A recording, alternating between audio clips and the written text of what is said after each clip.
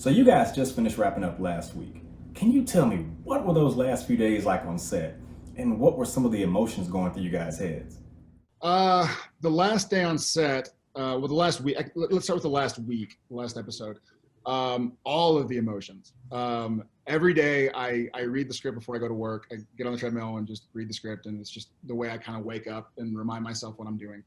And not just the content of the pages, but also just the knowledge that it was going to be the last episode of the series was pretty emotional. So I think I had kind of gone through the gamut of emotions in the 5.5 COVID month quarantine prior to it. And so that last week, I feel like I was able to kind of focus on what Sam was going through and not have Jared's like over emotional bleed in too much.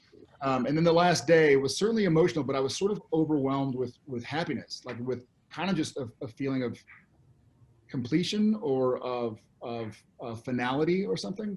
And so I just remember wanting to smile a lot. Even though I was saying goodbye to people, I was like, man, like we all did it. You know, you're looking around, I'm looking at Ackles especially going like, dude, you know, you and I have been here since day one, way back in February of '05. We did it, man. And then even looking at the crew around us and thinking the same thing, like what all these people have been through in the last however long they've been with us, some for 15 years. What we'd all been through, I was really proud of us. You know, I really, like one of the first times I've ever been able to go like, hey, I'm really proud of us and I'm really proud of me, like for not the way it looked on camera or on the TV screen, but just because I know what went in, you know, after they called cut and before they called action. So yeah, it was pretty nice actually.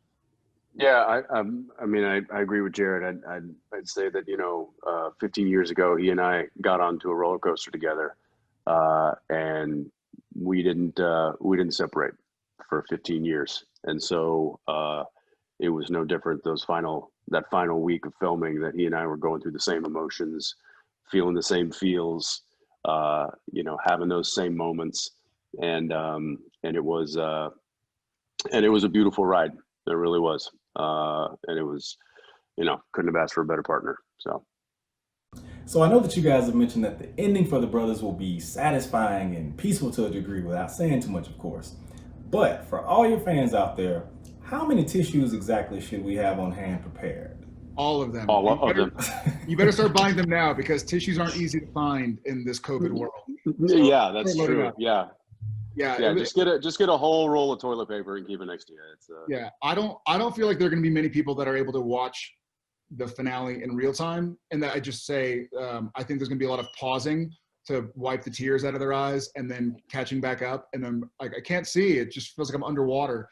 Yeah, it's a really emotional episode, just especially knowing with what's going on, with what the episode means. Again, not just what the scenes are about, but what the show means as a whole.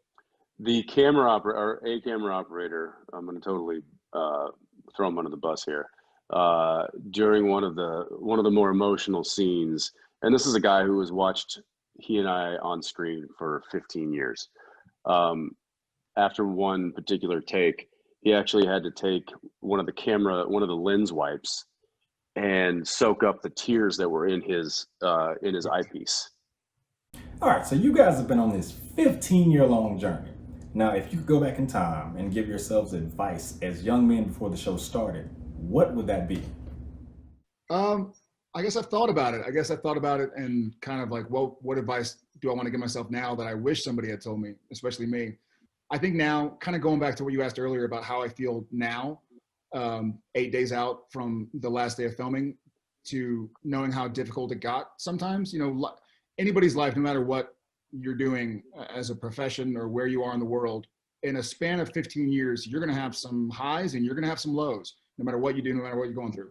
I certainly had both. And sometimes in those overstressed moments, the lows get pretty low. So I guess I would try and tell myself, you know, keep going. No feeling is final. And you'll be so proud of what you're a part of when it all comes to an end. So, you know, one foot in front of the other.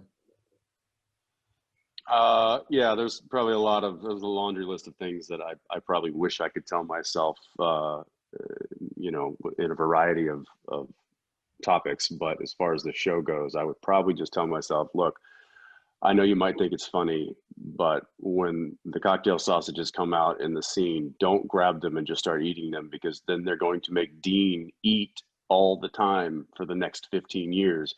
And that's on you. Yeah, that is on you. And I guess I would have told myself, hey, start eating stuff in scenes. They'll make a point of your character. That was the irony, is they never let me eat. And I'm like, Yeah. it's called cut. And I was like, can I have a couple burgers? All right. So I got a fun question here for you guys. So if you lived in a supernatural world, would you want to know that the monsters are real? Oh, yes, I do. Yeah. I will. Yeah. Yeah. Yeah, because now I know how to handle them. Yeah. Pre-season 1, No. Jared Lucky, no, don't let me know. Unless No. you're the number of somebody like a Winchester, then okay. No, then fine.